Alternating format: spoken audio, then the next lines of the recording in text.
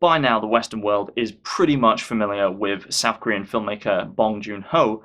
After all, the man completely swept the last Academy Awards by winning Best Picture for his incredible family drama Parasite. But what some people may not know is that a couple of years before his acclaim to fame with Parasite, Bong Joon-ho made an English language sci-fi film directed at a Western audience named Snowpiercer.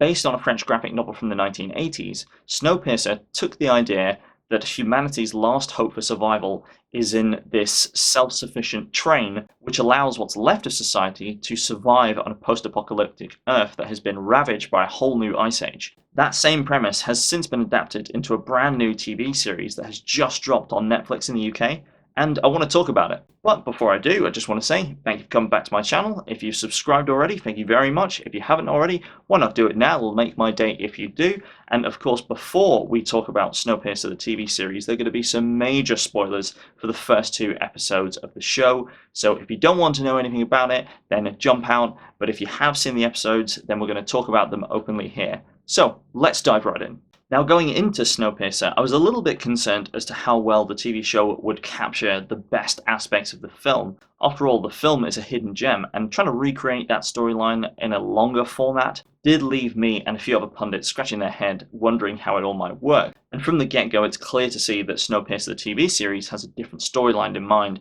by sort of holding the brakes for now on the Major Rebellion storyline and instead focusing on this murder mystery. It's an interesting take on that premise that has already been established, but I feel like it's necessary in order to make this concept work in a format that is supposed to last several episodes. But right off the bat, one of the things this show does really well is have a similarly multicultural cast as the film did.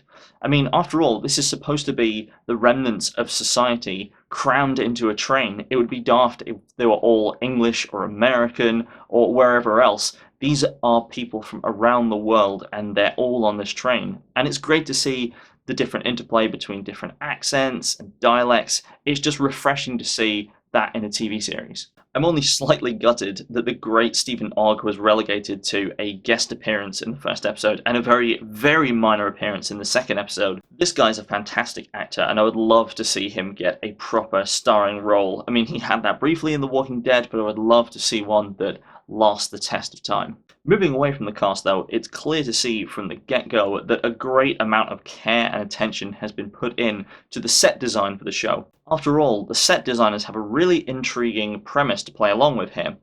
It's the idea that you're going to take aspects of humanity like social districts and schools and nightclubs and all of these different aspects and cram them into really small containers.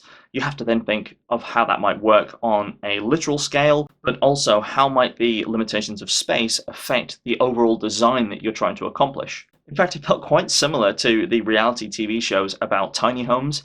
It was just interesting to see how these sets have been built as you're walking through them alongside the characters. But of course, the biggest talking point of the episode is that major twist that happens right at the end. I mean, anyone who has seen the film knows that most of the storyline was built around the final confrontation with Wilford, the man who pretty much owns Snowpiercer and runs the train right at the front carriage. But in the TV series, as we now find out from the end of this first episode, there is no Wilford. At least, if there is, he's certainly not running the train anymore. And that's a great hook to pull you into the mystery that expands in episode 2. But now that we know that Snowpiercer the TV series is going to follow more of a murder mystery plot, I do think that die-hard fans of the film are probably going to drop out at this point, knowing that it's not exactly the same replication of what they enjoyed so much with the movie. But to be honest, that's fine by me, because I wouldn't want a complete retread of the same plot in a different adaptation. And in fact, when Andre Layton and Bess Till go to visit the noodle shop in episode 2, the whole scene felt eerily similar to Blade Runner, and to be honest, I'm all for some sci-fi detective action. I mean, why not? It's been a while since we've had that kind of thing on TV, and I'm all for it. In episode 2, we also get to see a bit more of the ecosystem on the train. And in fact, if I had one criticism about the movie, it's that even though those carriages were fun to move through, and it was great to see how Bong Joon-ho realized that world, it never felt like it was officially a world that could actually be lived in. Whereas at least with the TV series, they are trying to flesh out that concept of, okay, if you have a load of people crammed onto a train, how would you actually get that to work?